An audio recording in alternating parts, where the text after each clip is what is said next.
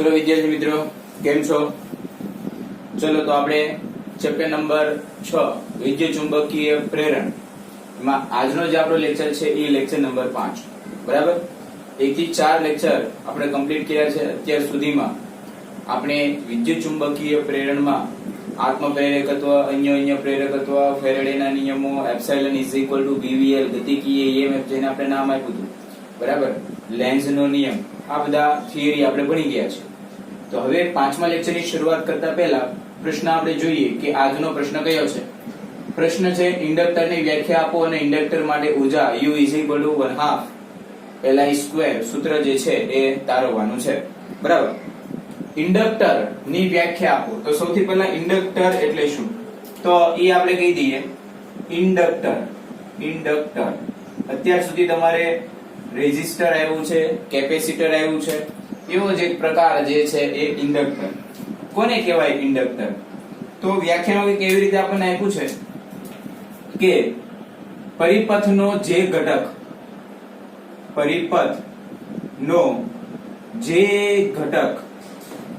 આત્મપ્રેરકત્વ ધરાવે તે ઘટકને ઇન્ડક્ટર કહેવામાં આવે છે. જો વિદ્યાર્થી મિત્રો, અહીંયા પ્રશ્નમાં વ્યાખ્યામાં આપણને એવું કીધું છે કે પરિપથનો જે ઘટક આત્મપ્રેરકત્વ ધરાવે. તો આત્મપ્રેરકત્વ એટલે શું? જે આપણે ઓલરેડી આની પહેલાના લેક્ચરમાં ભણી ગયા છે કે પરિપથનો જે ઘટકની પાસે આત્મપ્રેરકત્વ હોય એ ઘટકને આપણે ઇન્ડક્ટર કહી શકીએ. ઇન્ડક્ટરની જો તમારે સંજ્ઞા જોતી હોય, બરાબર, સંજ્ઞા, તો ઇન્ડક્ટરની સંજ્ઞા કંઈક આવી રીતે આપણને આપેલી છે. આમ પછી આવી રીતે ગૂંચળું તમારે બનાવી દેવાનું, સ્પ્રિંગ જેવું હોય, બરાબર? આ ઇન્ડક્ટર છે. એમાં જ્યાંથી પ્રવાહ અંદર જતો હોય, માની લો કે આ છેડામાંથી પ્રવાહ અંદર જાય છે, તો આ છેડો તમારે બોલી દેવાનો ધન અને આ છેડો બોલી દેવાનો ઋણ, કારણ કે અહીંયા પ્રવાહ જે છે બહાર નીકળે છે. આ કોની તમે રચના કરી? સંજ્ઞા દોરી ઇન્ડક્ટરની. જેવી રીતે આપણે અવરોધ દોરવાનું કે તો આવું ઝિગઝેગ આપણે દોરીએ છીએ, કેપેસિટર દોરવાનું કે તો આવી રીતના બંને થાંભલા એક જ સરખા, જો બેટરી હોય તો એક થાંભલો લાંબો અને એક થાંભલો ટૂંકો, એવી રીતે ઇન્ડક્ટરની જે સંજ્ઞા છે એ આવું ગૂંચળું તમારે દર્શાવી દે. ઇન્ડક્ટર એટલે સ્પ્રિંગ તમે લઈ લો, ગૂંચળું, એને ઇન્ડક્ટર કહી શકાય જો એની પાસે આત્મપ્રેરકત્વ હોય. ચલો તો હવે આપણે ઇન્ડક્ટર માટેની ઉર્જા જે છે એનું સૂત્ર આપણે તારવવાનું છે. U = 1/2 Li², જ્યાં L જે છે એ આત્મપ્રેરકત્વ છે અને I જે છે એ પ્રવાહ છે. તો તમને ખ્યાલ હોય તો આપણી પાસે EMF, અત્યાર સુધી EMF આપણે લીધું હતું, એમાં એક આત્મપ્રેરિત EMF હતું. EMF આપણે ભણ્યા હતા. એ આત્મપ્રેરિત EMF ને આપણે એવું પણ નામ આપ્યું હતું બેક EMF. શું નામ આપ્યું હતું? Back EMF. આત્મપ્રેરિત EMF બોલો અથવા તો બેક EMF બોલો, બે નામ એના છે. તો ખરેખર આનું નામ બેક EMF શું કામ હતું? કારણ કે ઉત્પન્ન થાય જે EMF એ શું કરે? તો કે પરિપથ ના પ્રવાહમાં થતા ફેરફારનો વિરોધ કરે. આવી કઈક વસ્તુ આપણે ભણ્યા હતા કે EMF એવી જ રીતે ઉત્પન્ન થાય કે પ્રવાહમાં થતા ફેરફારનો વિરોધ કરે. તો અહીંયા પણ એવું છે, જે કોઈ EMF ઉત્પન્ન થાય છે, EMF શું કરશે? તો કે પ્રવાહના ફેરફારનો વિરોધ કરશે. તો એનો મતલબ એવો થયો કે તમારે જો કાર્ય કરવું હોય તો એ કાર્ય એ આ જે EMF છે, તમે બેક EMF બોલો અથવા તો પ્રેરિત EMF બોલો, બેક EMF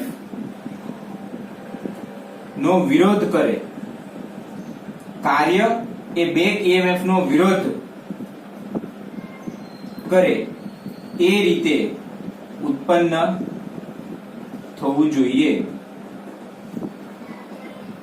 ટૂંકમાં તમે જે કાર્ય કરવાના એ કાર્ય આ બેક EMF નો વિરોધ કરે એ રીતે જ તમારે ઉત્પન્ન કરવું પડે, તો આપણી કન્ડિશન સચવાય.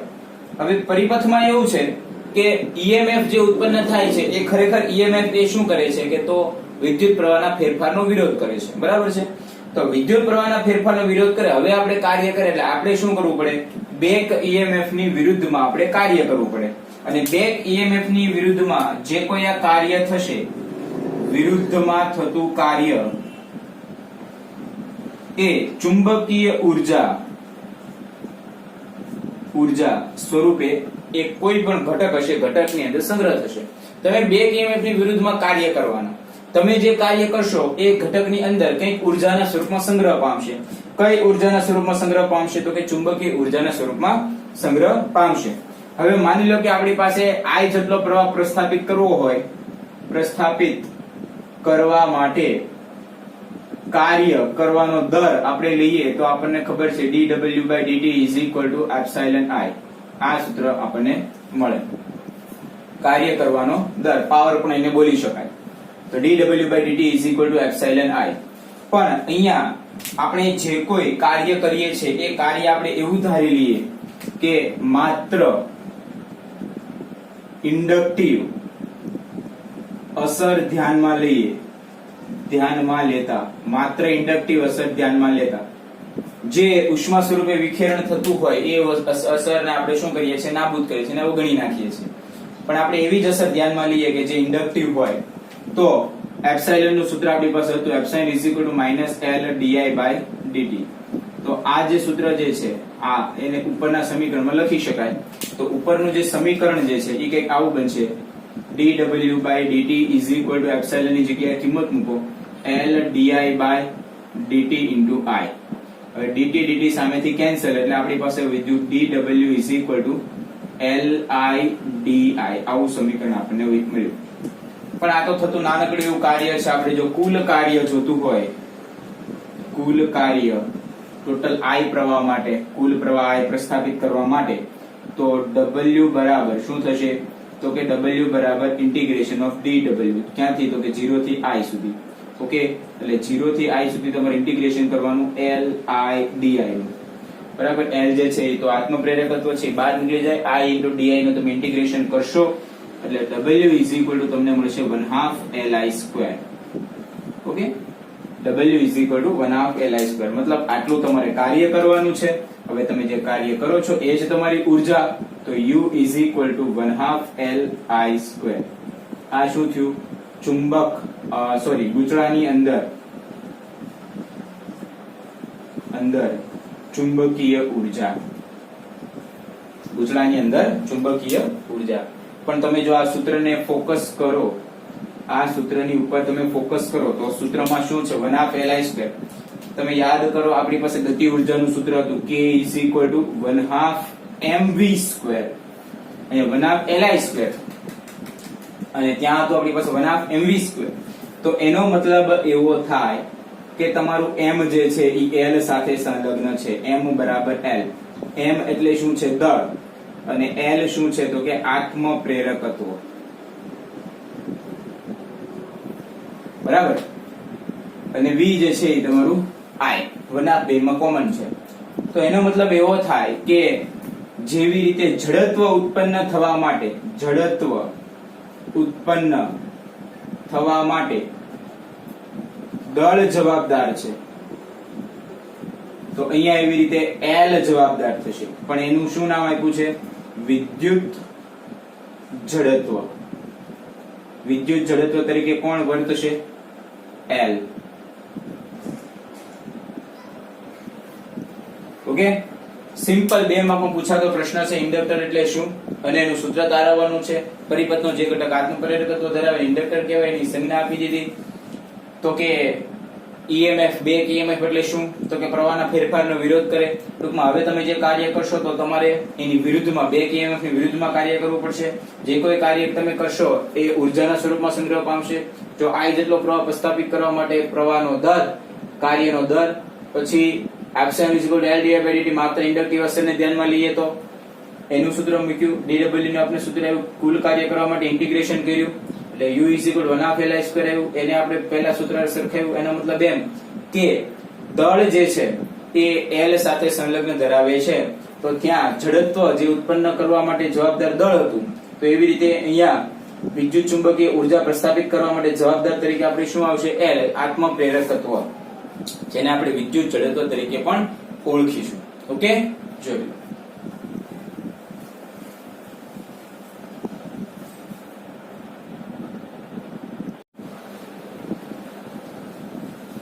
ચલો વિદ્યાર્થી મિત્રો, નવો પ્રશ્ન આપણે જોઈએ. નવો પ્રશ્ન જે છે એ એડી પ્રવાહો પ્રશ્ન છે.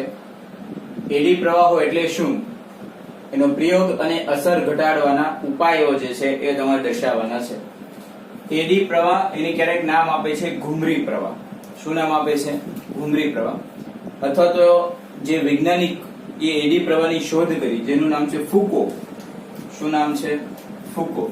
તો ઘણીવાર એને ફુકો પ્રવાહ અથવા તો એડી પ્રવાહ પણ કહેવામાં. ટૂંકમાં ઘુમરી પ્રવાહ, એડી પ્રવાહ કે ફુકો પ્રવાહ ત્રણેય એક જ વસ્તુ છે.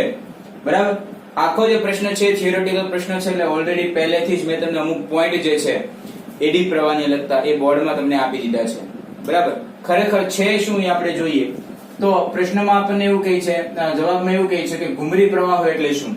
તો કે ઘુમરી પ્રવાહો જ્યારે કોઈ વાહકની મોટી શીટ અથવા તો બ્લોકને બદલાતા ચુંબકીય ફ્લક્સમાં મૂકવામાં આવે ત્યારે તેમાં પ્રેરિત પ્રવાહ ઉત્પન્ન થાય છે.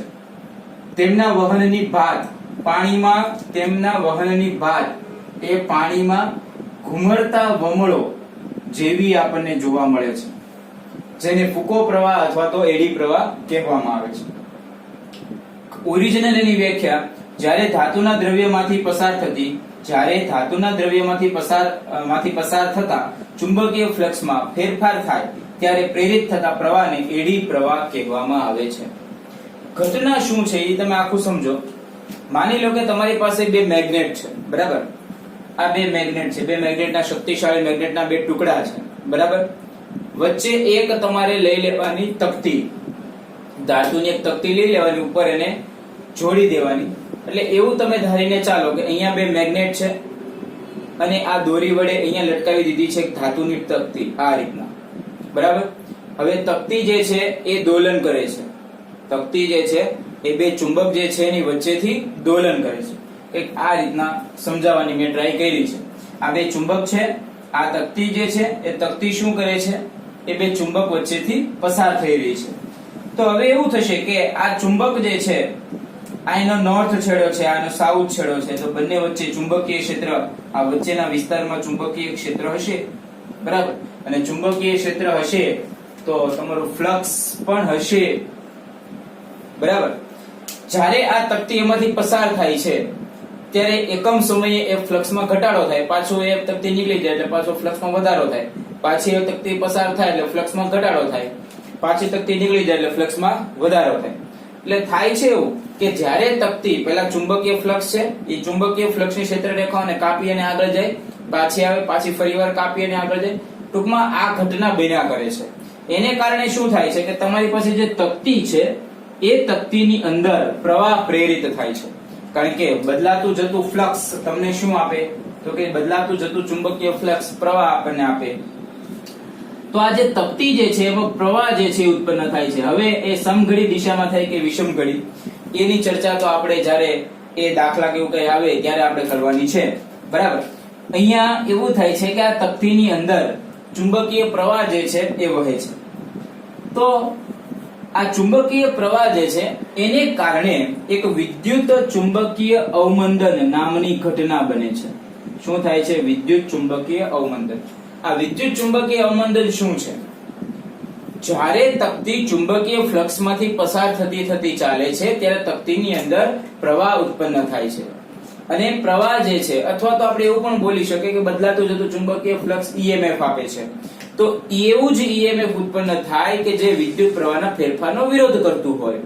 આ વિરોધ બળને કારણે તકતીને જે તમે ગતિ આપી છે એ દોલન કરે છે, એ દોલનની ગતિ ધીમી પડે છે અને અમુક સમય પછી એ દોલન જે છે એ કરતું બંધ થઈ જાય છે, એ દોલન સ્થિર થઈ જાય છે. એ ઘટના જે છે એનું નામ છે વિદ્યુત ચુંબકીય અવમંદન. એ તકતીને તમે બળ આપ્યું એટલે તકતી ગતિ કરે છે, પણ અમુક સમય પછી એની ગતિ અવરોધાય છે. કોને કારણે અવરોધાય છે? કારણ કે ચુંબકીય ફ્લક્સમાં ફેરફાર થયો, EMF ઉત્પન્ન થયું, પ્રવાહ ઉત્પન્ન થયો એને કારણે. બરાબર છે. કેવો પ્રવાહ ઉત્પન્ન થાય? તો કે પાણીમાં ઘુમરતા વમળો જેવો પ્રવાહ ઉત્પન્ન થાય, ઘુમરી આકારનો પ્રવાહ જે છે એ ઉત્પન્ન થાય. એટલે એનું નામ આપ્યું છે ઘુમરી પ્રવાહો અથવા તો એડી પ્રવાહો. એને કારણે શું થાય છે? તો કે એને કારણે દોલન જે છે એની ગતિ અવરોધાય છે અને અમુક સમય પછી દોલન જે છે એ બંધ પડી જાય છે. એ ઘટનાનું નામ છે વિદ્યુત ચુંબકીય અવમંદન. એટલે અહીંયા એવું છે કે જ્યારે બી એ ફ્લક્સમાં ફેરફાર કરશે, બરાબર, ફ્લક્સમાં બદલાવ થશે એટલે ઈએમએફ જે છે એ જનરેટ થવાનું છે અને બંનેની દિશા જે હશે એ કેવી હશે? વિરુદ્ધ. માની લો કે એ તકતી આ બાજુ જાય છે અને સમઘડી દિશા હશે તો તકતી એ ચુંબકીય ફ્લક્સ કાપી અને આ બાજુ આવશે તો દિશા એની વિષમઘડી થઈ જશે, જે ઓલરેડી આપણે પહેલા જોયું છે. તો અહીંયા જે પ્રવાહ ઉત્પન્ન થયો એ પ્રવાહનું નામ છે એડી પ્રવાહ. તો અહીંયા આપણને ખ્યાલ આવે કે આ ખરેખર પ્રવાહ જે છે એ આપણા માટે નુકસાનકારક છે. નુકસાનકારક એટલે કઈ રીતના કે આ તકતીને તમે ગતિ આપી પણ એની દોલન જે છે એ લાંબા સમય સુધી થયું નહીં. એ પ્રવાહને કારણે ગતિ અવરોધાની વિદ્યુત ચુંબકીય અવમંદનની ઘટના બની, એને કારણે એના દોલન જે છે માની લો કે પહેલા 10 સેકન્ડને અંતે 15 સેકન્ડને અંતે સ્થિર થતા હતા પણ હવે 4-5 સેકન્ડને અંતે સ્થિર થઈ ગયા. તો એનો મતલબ એવો થાય કે એડી પ્રવાહ જે છે એ ખરેખર શું કરે છે?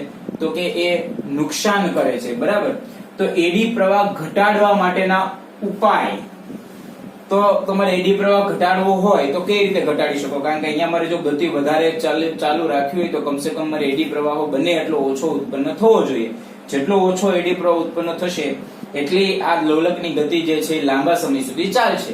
તો એટલા માટે મેં શું કર્યું, જે આખી તકતી હતી, તમે જુઓ તકતી તમારી જેમ આખી તકતી જે છે આ દોરી છે જેના વડે મેં લટકાવેલી છે, આ તકતીને ઝિગઝેગ આકાર આપી દેવાનો છે, કઈક આવી રીતના ઝિગઝેગ આકાર આપી દેશો, બરાબર, દાંતીઓ જે હોય એ રીતના એવો આકાર આપી દેશો એટલે શું થાય કે પહેલા તકતીનું ક્ષેત્રફળ મોટું હતું, હવે તકતીનું ક્ષેત્રફળ નાના નાના ટુકડાઓમાં વિભાજિત થઈ ગયું, ક્ષેત્રફળ એનું ઘટી ગયું. ક્ષેત્રફળ ઘટી ગયું એને કારણે એડી પ્રવાહ જે ઉત્પન્ન થાય છે એડી પ્રવાહની અસર પણ શું થઈ? એડી પ્રવાહ ઘટી ગયું. ઉત્પન્ન થતો એડી પ્રવાહ જે પહેલા ઉત્પન્ન થતો હતો હવે એડી પ્રવાહ ઘટી ગયો. એટલે એની જે વિદ્યુત ચુંબકીય અવમંદનની ઘટના હતી એ ધીમે ધીમે નબળી પડી અને વિદ્યુત ચુંબકીય અવમંદનની ઘટના નબળી પડી એટલે દોલન જે છે એ લાંબો સમય સુધી ચાલુ રહી શકશે. એટલે એક ઉપાય એનો એવો છે કે આખી જે તકતી જે છે એમાં તમે એવું કાપાવાળી તકતી લ્યો, એના કારણે શું થશે? એનું ક્ષેત્રફળ ઓછું થઈ જશે, જેને કારણે એડી પ્રવાહોની અસર ઘટશે, અવમંદનની અસર ઘટશે અને લોલક જે છે લાંબા સમય સુધી દોલન ચાલુ રાખશે.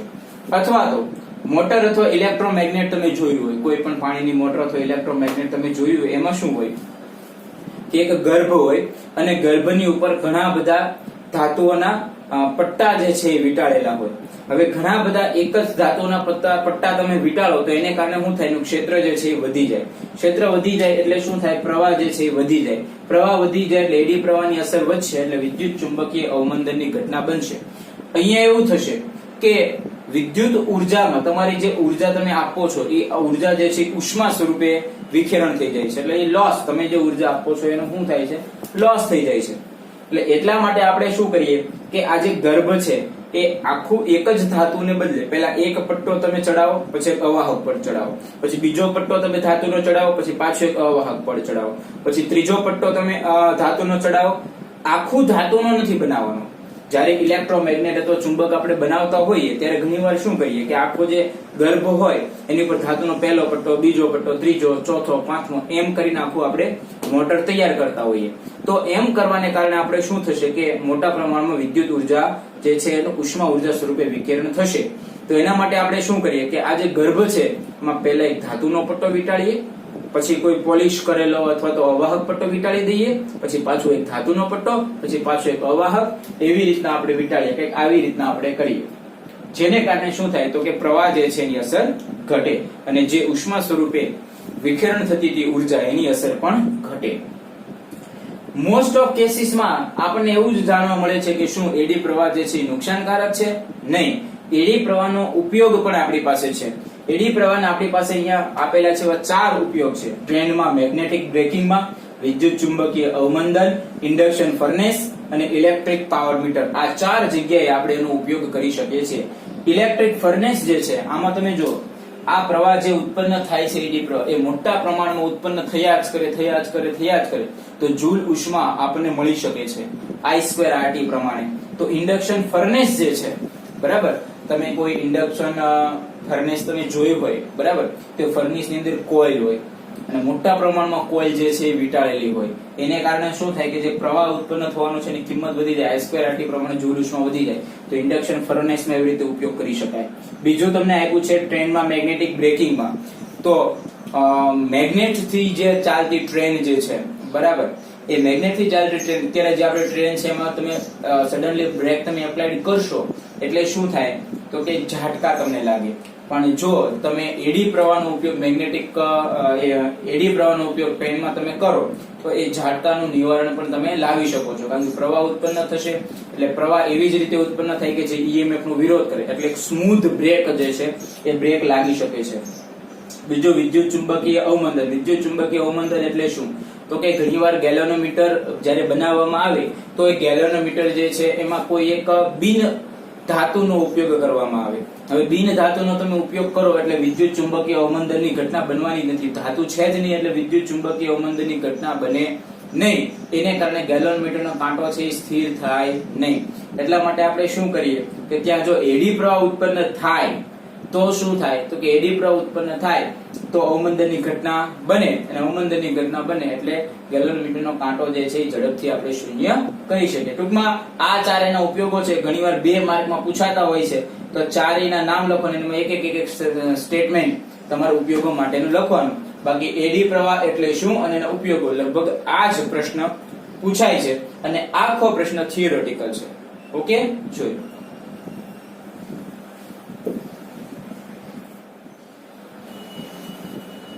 ચલો વિદ્યાર્થી મિત્રો, નવો જે પ્રશ્ન છે આપણી પાસે એ છે એસી જનરેટર, એનો સિદ્ધાંત, રચના અને ઈએમએફ નું સૂત્ર તારો. આપણે એસી જનરેટર જે છે એનો રચના, સિદ્ધાંત અને ઈએમએફ જે છે એનું સૂત્ર આપણે તારવવાનું છે. તો સૌથી પહેલા થોડીક આપણે પૂર્વધારણા બાંધી લઈએ કે ફ્લક્સ નું સૂત્ર શું છે, તો કે ફ્લક્સ phi = BA cos θ. આ ફ્લક્સ નું સૂત્ર છે. જો તમારે પ્રેરિત ફ્લક્સ ઉત્પન્ન કરવું હોય તો તમારી પાસે 3 વસ્તુ જવાબદાર છે. એક ચુંબકીય ક્ષેત્ર, ક્ષેત્રફળ અને B અને A વચ્ચે બનતો કોણ એટલે કે થીટા. આ ત્રણેયમાંથી કોઈ પણ એક ભૌતિક રાશિને તમે બદલો તો ઓટોમેટિકલી ફ્લક્સ જે છે એ તમારું બદલાઈ જાય. અને બદલાતું જતું ફ્લક્સ જે છે એ આપણને ઈએમએફ આપે છે. જો ફ્લક્સ તમારું બદલાય તો આપણને શું મળે છે, ઈએમએફ. એની આપણે ચર્ચા ઓલરેડી આપણે કરી દીધી છે. આપણે આ જ કંઈક સિદ્ધાંત લઈ અને આપણે આગળ વધવાના છીએ, પરંતુ અહીંયા નથી આપણે B ને ચેન્જ કરવાના, નથી આપણે A ને ચેન્જ કરવાનો, પણ આ જે થીટા છે, થીટો, બરાબર, એને આપણે ચેન્જ કરવાનું છે. અને એ બદલાશે એટલે ઓટોમેટિકલી તમારું ફ્લક્સ બદલાશે, અને ફ્લક્સ બદલાશે એટલે તમને ઈએમએફ મળશે, જેનું સૂત્ર આપણે તારવવાનું છે. તો આ તો થઈ પૂર્વધારણા. સૌથી પહેલા આપણે એસી જનરેટરની સિમ્પલ આકૃતિ જે છે એ સમજી લઈએ. આ તમને જે બ્લુ કલરનું બતાય એ તમારું ગૂંચળું છે, જેને આર્મેચર કહેવાય, જે આ રીતના છે અને આવી રીતે ફરતું હશે. આ બ્લેક કલરને તમને જે બતાય એ ધરી છે. 2 શક્તિશાળી ચુંબક મૂકી દીધા છે, નોર્થ પોલ અને સાઉથ પોલ. આ બંને સ્લિપ રિંગ છે, અને આ કાર્બન બ્રશ છે, અને અહીંયાથી આપણે બદલાતું ઈએમએફ જે છે એ આપણે અહીંયાથી કેપ્ચર કરી શકશું. સિમ્પલ આની રચના છે. ખરેખર આપણે શું કરવા જઈ રહ્યા છીએ તો 2 શક્તિશાળી ચુંબક છે, એ 2 શક્તિશાળી ચુંબકની વચ્ચે એક મેં ગૂંચળું મૂક્યું છે. ગૂંચળાને હું શું કરું છું, હું સમય સાથે બદલું છું, બરાબર. ગૂંચળું જે છે એ સમય સાથે બદલાય છે. કઈ રીતે બદલાય છે તો માની લો કે અત્યારે ગૂંચળું કંઈક આ રીતના છે, બરાબર. તમારે પછી ધીમે ધીમે ગૂંચળાને ફેરવતા જવાનું છે. જે રીતના ગૂંચળું ફરશે એ પ્રમાણે થીટા જે છે એ બદલાશે. જેવો થીટા બદલાશે ઓટોમેટિકલી તમારું ફ્લક્સ જે છે એ બદલાશે. સિમ્પલ પહેલા એક ઉદાહરણ લઈને હું તમને સમજાવું કે અત્યારે માની લો કે 2 ચુંબક છે, આ સાઉથ પોલ અને નોર્થ પોલ, અને મેં ગૂંચળાને કંઈક આ રીતના રાખ્યું છે. ગૂંચળો આ રીતના છે એટલે તમારે ફેસ જોવાની છે. એ કઈ દિશામાં છે, આ દિશામાં, બરાબર. નોર્થ માંથી સાઉથ ચુંબકીય ક્ષેત્ર રેખાઓ જાય એટલે એ પણ આ દિશામાં. બંને વચ્ચે ખૂણો કેટલો થયો તો કે થીટા બરાબર 0. ઓકે, આ પહેલી કન્ડિશન. પછી બીજી કન્ડિશન લેશું કંઈક આ, ત્રીજી કન્ડિશન લેશું આ, એટલે કે આવી રીતના, અને ચોથી કન્ડિશન આવશે આ. ઓકે, અલગ અલગ તમારે 3 થી 4 કન્ડિશન તમારે લેવાની છે. એટલે અહીંયા આપણે શું કરીએ તો જે બદલાતી ભૌતિક રાશિ જે છે એ છે થીટા. આ ગૂંચળાને તમારે બાહ્ય બળ આપીને ફેરવવાનું છે. બાહ્ય બળ શેના વડે આપશું એ આપણે લાસ્ટમાં આપણે ચર્ચા કરશું. માની લો કે જે થીટા જે છે ઓમેગા જેટલી આ ગૂંચળું જે છે ઓમેગા જેટલી કોણીય ઝડપે ફરે છે, તો થીટાને આપણે ઓમેગા ટી પણ નામ આપી શકીએ. જે ઓમેગા જે છે એ ગૂંચળાની કોણીય આવૃત્તિ શું છે? કોણીય આવૃત્તિ. આપણે બદલાતા જઈએ એટલે થીટા બદલાય એટલે તમારું ફ્લક્સ જે છે એ બદલાય, અને ફ્લક્સ બદલાય એટલે તમને ઈએમએફ મળે. તો શરૂઆતનો જો કેસ છે એ શરૂઆતનો કેસ એટલે કે t બરાબર 0 સમયે તમે થીટા બરાબર 0 ધારી લો. શું ધારી લો? t બરાબર 0 સમયે થીટા બરાબર 0. થીટા તમારું 0 હોય, બરાબર. આ તમારી શરૂઆતની પોઝિશન છે. કઈ પોઝિશન છે? શરૂઆતની પોઝિશન. હવે માની લો કે અમુક સમય પછી ગૂંચળું જે છે એ તો કોણીય ઓમેગા જેટલી કોણીય ઝડપે ગતિ કરી રહ્યું છે. જેમ જેમ સમય બદલાશે એમ એમ તમારું આ કોણીય આવૃત્તિ જે છે એ બદલાશે, થીટા તમારો બદલાતો જશે. એટલે આપણે ફ્લક્સ જે છે એ ગોતીએ તો flux phi is equal to ba cos theta એવું સૂત્ર થાય, બરાબર. હું phi b એવું લખું છું એટલે phi b ba cos theta, theta ની જગ્યાએ આપણે લખીએ ઓમેગા t. એટલે આપણી પાસે ફ્લક્સ નું સૂત્ર આવે flux phi b is equal to ba omega t. હવે આ સૂત્રનું આપણે સમયની સાપેક્ષે વિકલન કરીએ એટલે d phi b by dt is equal to ba omega t થઈ જશે, બરાબર. થીટા ની જગ્યાએ આપણે ઓમેગા t નાખવાનું એટલે અહીંયા આવશે આપણી પાસે cos ઓમેગા t, બરાબર. અહીંયા આપણી પાસે થશે ba cos omega t by dt. Okay, એટલે આપણે આ સમીકરણનું ફરીવાર આપણે કરીએ, સમયની સાપેક્ષે વિકલન કરીએ છીએ એટલે અહીંયા થઈ ગયું d by dt into phi b is equal to d by dt into ba cos omega t. Okay, d phi by dt જો તમારી પાસે n ગૂંચળા હોય, આ તો એક ગૂંચળા માટે છે, પણ n ગૂંચળું હોય તો આપણે શું કરીએ તો કે n into d by dt phi b is equal to d by dt, n ને હું અંદર લઈ લઉં છું, n ba cos omega t. અહીંયા આ તમે જો આ ભૌતિક રાશિ કઈ છે તો કે એપ્સિલોન is equal to આપણી પાસે minus n into d phi by dt આવું સૂત્ર આપણી પાસે હતું. તો અહીંયા હું માઇનસ એપ્સિલોન લખી શકું, અહીંયા મેં લખી દીધું માઇનસ એપ્સિલોન. અહીંયા સમય સાથે બદલાતી ભૌતિક રાશિ n ba cos omega t, n આંટાઓની સંખ્યા, b ચુંબકીય ક્ષેત્ર, a એ આડછેદનું ક્ષેત્રફળ, cos omega t બદલાય. હવે cos નું તમારે ડિફરન્શિએશન કરવાનું છે સમયની સાપેક્ષે, વિકલન. cos નું વિકલન સમયની સાપેક્ષે કરશો એટલે 1 ઓમેગા આગળ આવી જશે અને sin minus sin omega t. એટલે આપણું જે સૂત્ર છે minus n b a omega into sin omega t થશે. માઈનસ જે sin હતી મેં બહાર લઈ લીધી, માઈનસ માઈનસ આપણે ઉડાડીએ એટલે epsilon is equal two n b a omega sin omega t આવું સૂત્ર તમારી પાસે થશે.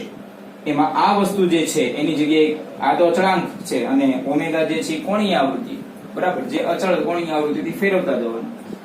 એટલે આની જગ્યાએ જો હું એપ્સિલોન નોટ એવું લખું મહત્તમ EMF તો epsilon is equal to epsilon not sin omega t આવું તમારું સૂત્ર થાય. હવે તો કે ઓમેગા t જે છે એ ક્યારેક ક્યારેક આપણને યાદ હોય તો ઓમેગા એટલે શું તો કે કોણીય આવૃત્તિ, તો ઓમેગા ઇઝ ઇક્વલ ટુ આપણે 2 pi f લખીએ છીએ. તો આ જે સૂત્ર epsilon is equal to epsilon not sin omega, તો ઓમેગા ની જગ્યાએ શું લખી શકાય તો કે 2 pi f t. એ તમને તાત્ક્ષણિક વોલ્ટેજની કિંમત આપે. શું આપે? તાત્ક્ષણિક વોલ્ટેજની કિંમત. એટલે આ જે છે આ સૂત્ર, આ સમીકરણ નંબર 1 આપી દઈએ, એ તમારું EMF નું સૂત્ર છે જે આપણને તારવવાનું કીધું હતું. પણ આ સૂત્રની અંદર તમે જુઓ ઓમેગા ટી એટલે શું છે? ઓમેગા ટી એટલે કે ખરેખર તો ખૂણો છે થીટા, બરાબર. એ જે રીતે બદલાશે એ રીતના તમારી એપ્સિલોન ની કિંમત જે છે એ પણ તમારી બદલાશે, બરાબર. દાખલા તરીકે તમે ઓમેગા ટી ની જગ્યાએ 1 ધારી લો, ઓમેગા ટી ની જગ્યાએ શું ધારો 1, તો આ જે કિંમત જે છે એ sin 1 આ તમારી થઈ ગઈ, એટલે epsilon is equal to epsilon 0 એવી તમારી કિંમત આવી. ઓકે, જેમ જેમ તમારી ઓમેગા ટી ની કિંમત બદલાય જાય એમ તમારો એપ્સિલોન બદલાય જાય. ટૂંકમાં સમીકરણ 1 પરથી આપણે એવું કહી શકીએ કે એપ્સિલોન ની કિંમત જે છે એ પ્લસ એપ્સિલોન થી માઈનસ એપ્સિલોન વચ્ચેના વિસ્તારમાં આવશે. કયા વિસ્તારમાં આવશે? પ્લસ એપ્સિલોન થી માઈનસ એપ્સિલોન વચ્ચેના વિસ્તારમાં એ આવી શકે છે. ટૂંકમાં તમારું EMF જે છે એ બદલાય છે. શું થાય છે? EMF એ આવર્ત ગતિ કરે છે. એવું કે બદલાશે એવું નહીં બોલીએ, પણ આવર્ત ગતિ કરે છે. કારણ કે તમારા EMF ની કિંમત પણ પ્લસ એપ્સિલોન થી માઈનસ એપ્સિલોન ની વચ્ચે ગમે ત્યાં હશે. તો EMF જે છે એ આવર્ત ગતિ કરે છે. જો તમારું EMF આવર્ત ગતિ કરતું હોય, આવર્ત ગતિ કરે, તો તમારો જે પ્રવાહ જે છે એ પ્રવાહ પણ શું થાય? આવર્ત ગતિ કરે.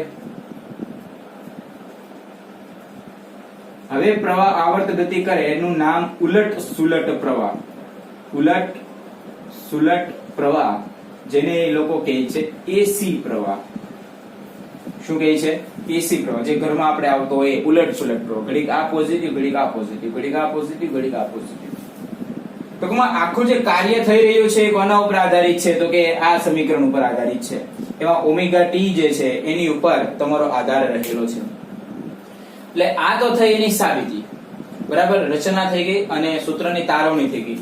પણ સમજવાની વસ્તુ જે છે એની માટે જગ્યા જોશે, એટલે આ વસ્તુ આપણે સાફ કરીએ. આ સમીકરણ તમે યાદ રાખો, epsilon is equal to epsilon not sin omega T.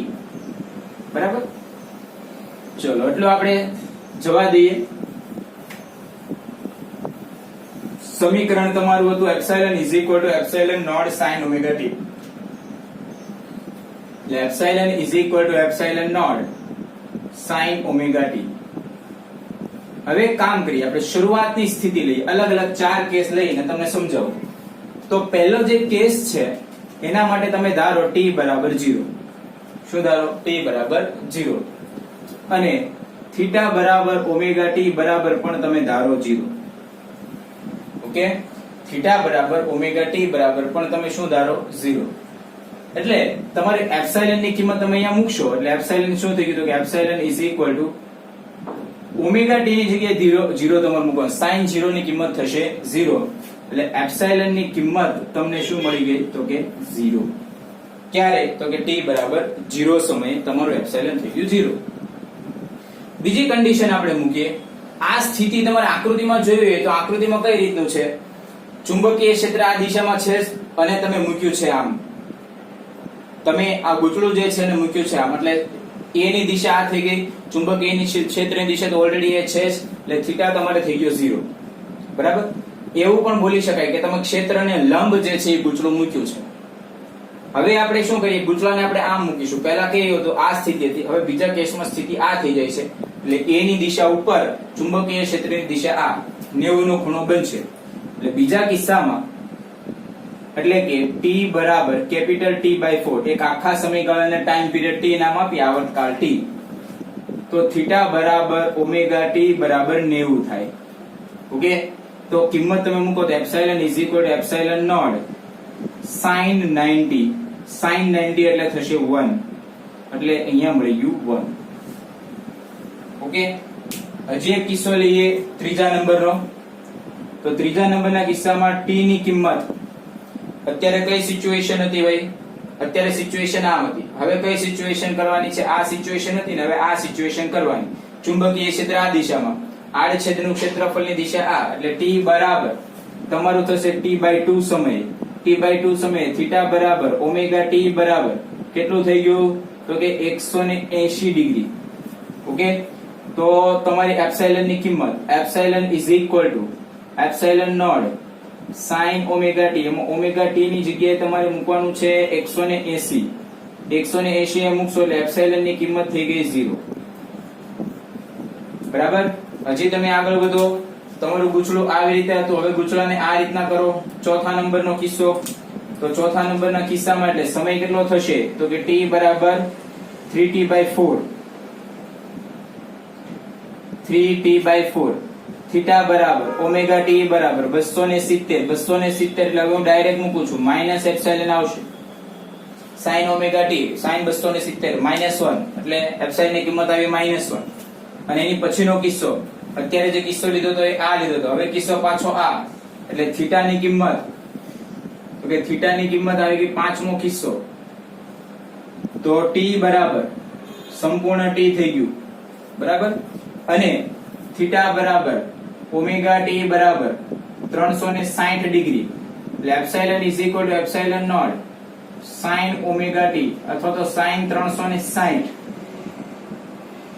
sin 360 કરશો એટલે એપ્સિલોન ની કિંમત શું મળશે તો કે 0 તો અહીંયા તમે 4 સમીકરણની અંદર જો 0 +1 0 -1 0 ટૂંકમાં તમારું જે એપ્સિલોન જે છે એ માઈનસ એપ્સિલોન અને પ્લસ એપ્સિલોન વચ્ચે ગમે ત્યાં આવી શકે છે જેવી રીતે તમારું ગૂંચળું બદલાશે એ રીતના તમને કિંમત મળશે જો તમારે EMF વર્સિસ સમયનો ગ્રાફ દોરવો હોય તો તમે ગ્રાફ પણ દોરી શકો છો બદલાય છે સાઇન વિધેયના અનુસાર જ બદલાય છે એટલે સાઇન નો જ ગ્રાફ આપણે ડ્રો કરવાનો છે આ સાઇન નો ગ્રાફ મેં ડ્રો કરી દીધો બરાબર કિંમત મૂકી દેવાની આ જે છે એ પહેલા માટે થશે 0 માટે આ સ્થિતિ છે 0 આપી દો અહીંયા આપી દો 90 માટે આપી દો થીટા બરાબર 90 માટે અચ્છા સમય લ્યો છો તો સમય લ્યો છો તો અહીંયા લેવું પડશે t/4 અહીંયા એપ્સિલોન છે ને અહીંયા સમય છે તો અહીંયા થશે t/4 આ થઈ ગયું t/2 ઓકે આ જે કિંમત છે થશે 3t/4 અને આ જે કિંમત છે થશે t જોઈ લો ચેક કરો 0 પછી 1 0 -1 અને 0 ઓકે તો તમારો જે EMF છે એ સાઇન વિધેય અનુસાર બદલાય છે એટલે મહત્તમ 0 મહત્તમ 0 -1 મહત્તમ પાછું 0 ટૂંકમાં સાઇન વિધેય અનુસાર તમારું એપ્સિલોન બદલાય ઓકે બીજું એક તમને પ્રકારો પૂછે છે જનરેટરના પ્રકારો તો એ જનરેટરના જે પ્રકાર છે ખરેખર આપણી બુકમાં 3 પ્રકાર આપ્યા છે અહીંયા આપણે એવું બોલ્યા હતા કે આ ગુંચળાને આપણે બાહ્ય રીતે ગતિ કરવાનું બાહ્ય બળ આપીને ગતિ કરાવવાનું તો પણ બાહ્ય બળ આપવું કઈ રીતના તો ઉપરથી પાણી પડતું હોય ધોધ હોય ડેમ હોય એ જગ્યા ગુંચળું તમારે રાખી દેવાનું એટલે ગુંચળા ઉપર પાણી પડે એટલે ગુંચળું સતત ફેર્યા કરે ગુંચળું ફેર્યા કરે એટલે આપણને EMF આપણને મળે તો એ જે પ્રકાર છે એનું નામ છે હાઇડ્રોઇલેક્ટ્રિક જનરેટર કારણ કે તમે પાણીનો ઉપયોગ કર્યો છે આ શાફ્ટને ફેરવવા માટે આ ગુંચળાને ફેરવવા માટે એટલે એનું નામ હાઇડ્રોઇલેક્ટ્રિક જનરેટર છે બીજો એક પ્રકાર તમને આપ્યો છે એનું નામ છે ન્યુક્લિયર પાવર જનરેટર શું નામ આપ્યું છે ન્યુક્લિયર પાવર જનરેટર અણુ પરમાણુ ન્યુક્લિયર કચરો જે છે એને બાળીને એમાંથી જે ઉષ્મા ઉત્પન્ન થાય એની મદદથી આ ગુંચળું જે છે એને ફેરવવામાં આવે તો એનું નામ છે ન્યુક્લિયર પાવર જનરેટર ત્રીજો એક પ્રકાર છે એનું નામ છે thermal power generator thermal power generator ની અંદર કોલસો અથવા બીજા કોઈ ઉર્જા આપતી હોય પેદાશ હોય એને બાળવામાં આવે એમાંથી જે ઉષ્મા ઉર્જા ઉત્પન્ન થાય એને કારણે ગુંચળું જે છે એ ફેરવવામાં આવે અને EMF જનરેટ કરવામાં આવે તો એનું નામ છે thermal power generator most of રીતે આવી રીતે આપણે જોઈએ તો લગભગ 50 મેગાવોટ સુધીનો પાવર આપણે જનરેટ કરી શકીએ છીએ કેટલો પાવર જનરેટ કરી શકીએ છીએ મોસ્ટલી આપણે 50 મેગાવોટ જે છે એનો પાવર આપણે જનરેટ કરી શકીએ છીએ 500 મેગાવોટ સોરી આપ્યું છે આપણને 500 મેગાવોટ જેટલો પાવર આપણે જનરેટ કરી શકીએ છીએ મોસ્ટલી બરાબર 500 મેગાવોટ એટલે તમે એવું ગણી શકો 100 વોટનો એક બલ્બ લેવાનો 100 વોટના કેટલા બલ્બ થશે તો એપ્રોક્સિમેટલી 50 લાખ જેટલા બલ્બ 50 લાખ બલ્બ તમે ચલાવી શકો છો 100 વોલ્ટના કેટલા 10 વોટના નહીં સોરી 100 વોટના તમે 50 લાખ જેટલા બલ્બ જે છે એ ચલાવી શકો છો જો 500 મેગાવોટ જેટલી ઉર્જા ઉત્પન્ન થતી હોય તો તમે 50 લાખ બલ્બ 100 વોટના જે છે એ ચલાવવા માટે જેટલી ઉર્જાની જરૂર પડે એટલી ઉર્જા તમે અહીંયા જનરેટ કરી શકો છો બીજી એક વસ્તુ કે અત્યારનો આપણે જે કેસ જોયો એ કેસમાં ગૂંચળું જે છે એ સતત ફરે છે અને આ ચુંબક જે છે એ સ્થિર છે. પણ એક વસ્તુ એવી પણ થાય કે તમે ગૂંચળાને સ્થિર રાખો અને આ ચુંબકને ફેરવો. મોસ્ટ ઓફ હવેના જે કિસ્સા જે છે, હવે જે જનરેટર બને છે એ મોસ્ટ ઓફ માં આ ગૂંચળું જે છે એ સ્થિર રહે પણ ચુંબક ફરે છે. તો એનાથી એ જ વસ્તુ થઈ, બરાબર. તો ઇલેક્ટ્રોમેગ્નેટ જે છે આ ફરે છે. મોસ્ટલી મેગ્નેટ ફરે એવા જનરેટર અત્યારે બજારમાં આપણને મળી રહ્યા છે. અત્યારે આપણે જે ઇન્ડિયાની અંદર જે મેગ્નેટ જે છે, મેગ્નેટ ની ભ્રમણ જે છે એ 50 હર્ટ્ઝ ની આવૃત્તિ વાળા હોય છે. કે આ મેગ્નેટ કેટલી આવૃત્તિથી ભ્રમણ કરે તો કે 50 હર્ટ્ઝ આવૃત્તિથી ભ્રમણ કરે છે. અને આને આ વસ્તુ તમે અમેરિકામાં જાઓ તો અમેરિકાની અંદર તમને 60 હર્ટ્ઝ આપે છે. એટલે કે 1 સેકન્ડમાં 60 હર્ટ્ઝ આવૃત્તિ વાળા મેગ્નેટ તમારે પરિભ્રમણ કરવા, 60 હર્ટ્ઝ ઓમેગા જેટલી આવૃત્તિથી તમારે મેગ્નેટ પરિભ્રમણ કરવા જોઈએ. જે ઇન્ડિયામાં 50 હર્ટ્ઝ છે, અમેરિકામાં 60 હર્ટ્ઝ. ઓકે, તો સિમ્પલ એસી જનરેટરનો કોન્સેપ્ટ છે. ઈએમએફ નું સૂત્ર તારવવાનું છે અને કિસ્સા જે છે એ ખાસ તમારે નોંધવાના છે. અહીંયા તમે ખાસ ધ્યાન આપજો, આપણે આની પહેલા જ્યારે ઈએમએફ ભણ્યા એ કિસ્સા અને આ કિસ્સા તમે જોશો તો બંનેમાં વિરોધાભાસ છે. કારણ કે અહીંયા જે ઈએમએફ ઉત્પન્ન થાય છે એમાં સાઇન આવે છે અને ત્યાં જે ઈએમએફ ઉત્પન્ન થતું હતું એમાં કોસ આવતું હતું, બરાબર. એટલે અહીંયા જે 0 આપણને θ બરાબર 0 માટે 0 મળે છે, ત્યાં આપણે θ બરાબર 0 માટે મહત્તમ મળતું, કારણ કે cos 0 માટે 1 થાય છે. ઓકે, બાકી આ સિમ્પલ રચના તમારી એસી જનરેટરની છે, જોઈ.